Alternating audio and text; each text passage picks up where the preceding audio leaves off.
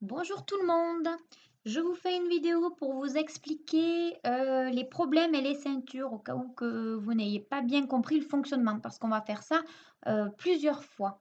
Alors la semaine dernière, on a commencé cette histoire de problèmes et de ceintures à partir de donc lundi dernier, le lundi 18 mai. Donc dans un premier temps sur notre Padlet, on a les problèmes ceintures des CE2 ici. Et ensuite, on a les problèmes ceinture des CM1 ici. Vous avez, alors là, on a l'explication chez les CM1 aussi en bas, oui. Là, j'ai mis l'explication au CE2 au départ, comment ça marche. Donc, vous pouvez toujours le relire. Et je vous ai mis aussi quel support utiliser. Alors, je vous l'explique maintenant. Les CE2, vous avez tout. Dans un premier temps, ça, c'est le document de test. C'est-à-dire qu'avec ces problèmes-là, vous allez pouvoir tester chacune de vos ceintures jusqu'à la dernière. Donc, il y a tous les tests dans ce fichier-là. Donc, je l'ouvre. Vous avez d'une part le test pour la ceinture blanche que vous avez dû faire directement le lundi. On n'a pas fait d'entraînement pour ces problèmes.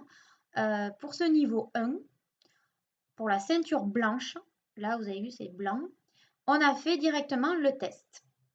Donc vous avez fait ce test 1 qui comporte 3 problèmes. Et si vous avez fait juste les 3 problèmes, vous avez eu votre ceinture blanche. Si jamais vous n'avez pas réussi un des problèmes, eh bien le mardi, vous deviez passer le test numéro 2, un test un peu de rattrapage pour essayer de mieux le réussir et avoir votre ceinture blanche. Si vous aviez réussi du premier coup votre test numéro 1, dans ces cas-là, attention, on ne passe pas directement au test suivant. On va d'abord s'y entraîner. Voilà.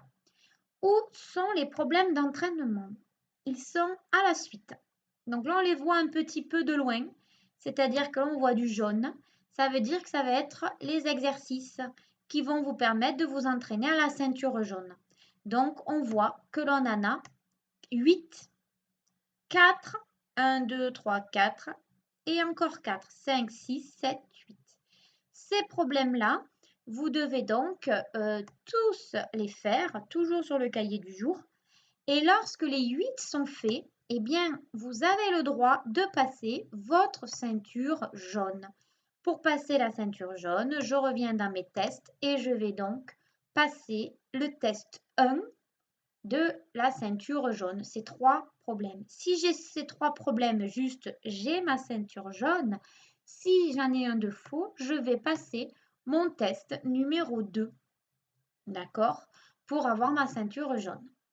Et je procède de la même manière pour les ceintures suivantes. C'est-à-dire que pour passer mon test orange, je vais d'abord devoir m'entraîner aux problèmes avec les problèmes d'entraînement orange. C'est-à-dire, j'en ai toujours 8, 4, puis 4. Alors ensuite, eh bien, tout dépend de votre rythme. C'est-à-dire que parfois, il y en a qui auront recommencé leur test, donc qui seront un tout petit peu en décalage. De même, il y en a qui vont simplement faire 2 problèmes pour s'entraîner. Et le jour suivant, ils vont encore faire les 2 problèmes suivants. Puis le jour suivant, ils vont faire le problème 5 et 6. J'en ouvre un pour qu'on puisse voir. Voilà. Le troisième jour, ils vont peut-être faire 2 problèmes uniquement, 5 et 6. Et puis le jour d'après encore, ils vont faire 7 et 8. Donc le rythme sera celui de chacun, ce que vous pouvez faire. Au minimum, vous devez en faire 2 par jour. Et évidemment, je sais qu'il y en a qui peuvent être plus rapides. De même, nous en classe, on arrive à en faire 4, à faire les 4. Donc on fait les 4. Ce qui veut dire qu'on va plus rapidement, voilà, on va faire les exercices d'entraînement de 1 à 4. Puis le jour d'après, on va faire les exercices d'entraînement de 5 à 8. Et le jour d'après, on pourra passer notre ceinture jaune. Voilà comment ça marche.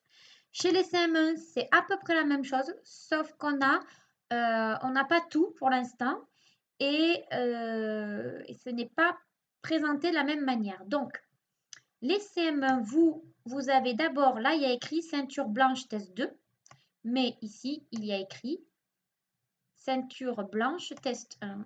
Voilà, d'ailleurs, je peux quand même... oui. Ceinture blanche test 1. Voilà. Donc, ça, c'est le premier test que vous aviez en pièce jointe dans votre travail de lundi 18 mai. Et donc, eh bien, quand on l'ouvrait, vous n'aviez pas simplement 3 problèmes, mais vous en avez 4, hein, A, B, C, D. Et vous devez réaliser les 4 problèmes pour passer votre ceinture. Si vous avez réussi les 4 problèmes, vous aviez votre ceinture blanche et donc le mardi, vous pouviez passer à l'entraînement de la ceinture jaune. Donc vous aviez, alors peu importe dans quel sens, c'est pas très grave, mais là vous avez ceinture jaune, il y a l'entraînement 1. Donc le mardi, si vous aviez eu votre ceinture blanche, vous faisiez ces 4 problèmes d'entraînement à la ceinture jaune. Voilà. Donc, vous aviez fait l'entraînement 1 le mardi et vous pouviez encore vous entraîner sur la ceinture jaune en faisant l'entraînement directement numéro 4. Je n'ai pas mis tous les entraînements. Voilà. Et donc après, on voit que là, il n'y a plus d'entraînement. Donc, ça veut dire qu'on peut passer au test 1 de la ceinture jaune. Mais il est arrivé, et ce n'est pas grave, qu'on ait passé la ceinture blanche, test 1, mais qu'on ait fait des erreurs.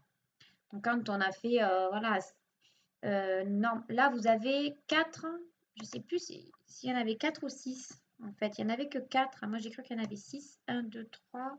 Si, il y en avait 6. 3 et 3, 6. Donc, si sur ce test 1, sur les 6 problèmes, vous en aviez 5 de juste, vous aviez votre ceinture.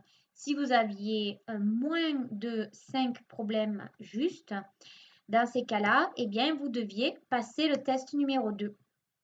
Voilà, qui est à peu près la même chose, mais pour voir si vous savez le faire. Et lorsque vous l'avez réussi, eh bien ensuite, vous passez à l'entraînement 1 de la ceinture jaune. Voilà. Donc, chaque enfant va à son rythme. On peut très bien avoir dû passer le test 1 et le test 2. On peut très bien, voilà, donc et ce n'est pas grave, chacun va à son rythme et c'est pour ça qu'il faut que vous compreniez comment ça fonctionne. Lorsque je vous dirai donc de passer des problèmes ceinture, eh bien parfois certains élèves en seront à l'entraînement, parfois certains élèves en seront à un test. Voilà, mais il faut tous les faire, il faut que ça fonctionne. Par contre, si on a réussi le test 1, on ne passe pas le test 2. C'est inutile, puisqu'on l'a eu juste, si on l'a réussi en premier. Voilà. Pour ce qui est des CM1, lors d'un entraînement, normalement, vous n'avez que 4 problèmes. Non, là, il y en a... Non. Voilà, donc là, c'est un entraînement et vous en avez 6. Donc, à vous de voir. Vous pouvez très bien vous dire, j'en fais 3 et le jour d'après, 3 de plus. C'est possible. D'accord, voilà. Mais il faut les faire intégralement. Voilà, j'espère que j'ai été claire et je vous dis à bientôt.